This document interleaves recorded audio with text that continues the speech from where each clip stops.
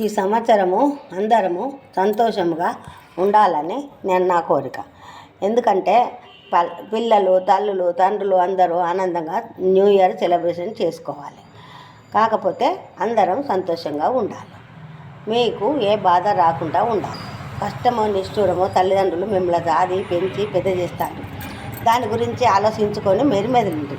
ఇప్పుడు తల్లిదండ్రులను ఆగం చేయకుండా మీరు ఆగం కాకుండా పెద్దోళ్ళు చిన్నోళ్ళు అందరూ కూడా సెలబ్రేషన్ చేసుకుంటారు. న్యూ ఇయర్ చేసుకోండి, వద్దనటోళ్ళు లేరు. కాకపోతే అందరూ జాగ్రత్తగా అతి జాగ్రత్తగా ఉండగలరు.